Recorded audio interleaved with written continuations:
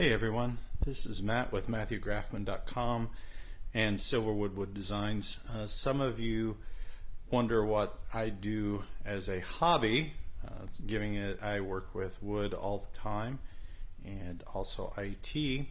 Well, during the COVID period I picked up the habit of restoring pinball machines. Well, I've always had a fondness for pinball machines, and so COVID seemed like a great time to start working on them. This is my third attempt, or third machine to start work on, so I thought I would start a little video blog to kind of go over the aspects of what I need to do to get this machine at least functional and or playable again. Whether or not we'll get it back to like new condition is very questionable at this stage, but I think we can make some good progress and get this thing back to life and actually looking like a pinball machine. I did win this at an auction, and so it does have some issues. According to the specs, it doesn't work, which is not surprising given how long it's probably set dormant. We'll kind of take a walk around here, and you can see some of the things, aspects of the cabinet is really beat up. Again, this is something we may or may not work. It's really cosmetic at this point, but you just never know if we'll take the time to touch up the paint job here. Looking at the playfield is dirty and worn. That's one of the first things we're going to do, is we're going to just kind of take the glass out here in just a little bit, and we're going to go through and clean it really good, vacuum it out, and see how bad the playfield really is, because there's a nice fine layer of yuck all on it. And then the creme de la creme, I don't know if we can see this in here or not. I'll try to get in here. Yeah, you can see that pretty good. You can see that little gem of a nest in there that I didn't know about when we purchased it. So that's the inside head that is part of the cabinet. And so we're going to be working on cleaning that out. Don't know if we'll get that out today or not, but we can start to work on that. Over here is the head of the pinball machine. We're out in my garage, so pardon the mess. You can see that it's missing the front glass. And I should state that this is a 1980s Williams Firepower Pinball machine. I'll link in the description below to some actual pictures of working machines and the Internet Pinball database for you to reference, so you can see the specs on this machine. It has some interesting firsts for pinball lore. The first interesting thing about this pinball machine is it was actually the first pinball machine to offer multi-ball. And those of you that have done a pinball machine in the past know that multi-ball is probably one of the most exciting aspects of the game, is when you can get lots and lots of balls out there, and so this one is the first in that of its kind. It also had the largest voice synthesized words of any pinball machine of its time. I believe it had 9 words synthesized. The previous record holder was Gorgar with 7.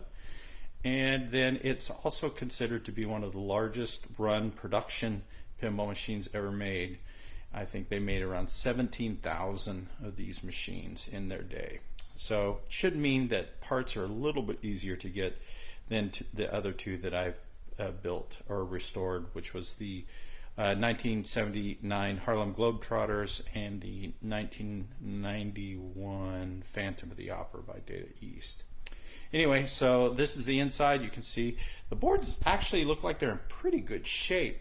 I'm going to probably have to do a lot of cleanup, as far as maybe replacing some capacitors, touching up some solder connections, but I suspect when we get this cleaned up, we may actually have not too much problem getting this thing running again. Didn't see any damage here with the battery compartment.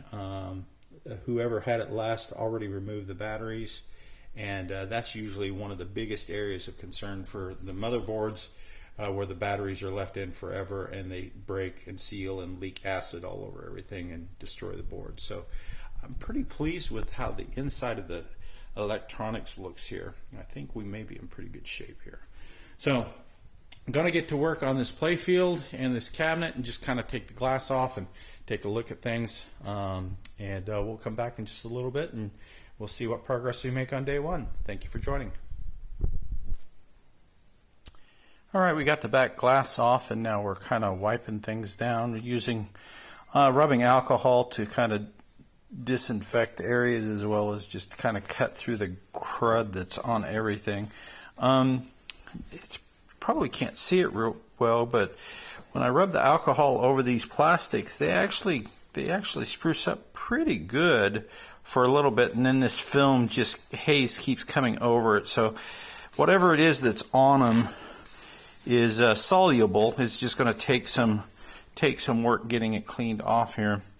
We were able to vacuum some straw. Apparently, it looks like maybe some, not surprisingly, some mice have probably had a residence in here at one point or another. There's a bit of grime on the pop bumpers that make them really sticky and stuff, but it's coming clean. It's going to take some time here to clean through all of this. Not going to get it done in this video, obviously. Some concerning notes I will point out that is probably going to make this restoration a challenge. Number one is, if you'll notice here on some of the play field, you'll see what's happening here with the paint, and that's called planking. And that's where either some moisture or something's gotten on the play field that's caused the wood grain to kind of start to separate and lift off, because these play fields are made out of plywood, and so they easily are damaged by moisture if not taken care of.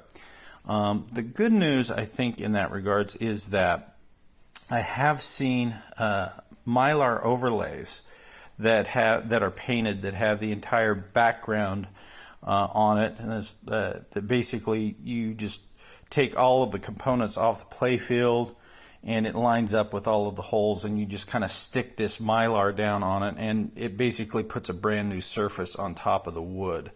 And so we may do that. It's a little costly, but if it makes the play field play better and gets it looking better, we probably will do that. Before we do that, though, we'll need to go through all of the inserts. As you can see here, most of them have sunken down over the years, and they've got quite the divot in some of these. I recently did that on my, pulled all of those from the Harlem Globetrotter and reset them, and some of them I were even able to flatten out using a heat gun. So anyway, that's the update. We're going to keep cleaning here for a little bit, and we'll come back with a wrap up in just a minute. No, I don't have the camera upside down. We've actually got the play field open. We'll take a look inside here in just a minute. But we have removed a lot of the plastics. Problem number one we encountered, we've got a rusted, corroded, stripped screw on that plastic, so I'm going to have to probably cut or drill it out. Hopefully I won't tear up the plastic too bad. Everything else seemed to come off pretty good, although we had a few more anchors come off that I didn't think would come off.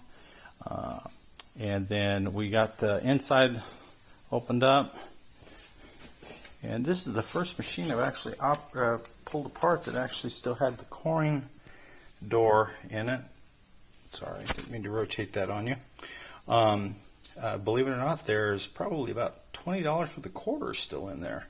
So we're going to have to get that out and sanitize that really, really good. And we're going to look back in here. You can see the nest here, and then nestled back there in the corner, I don't know if you can see it, if it's going to focus in there, is our dead little rodent friend that died some time ago. Some other stuff in there. But the wiring here all looks pretty good.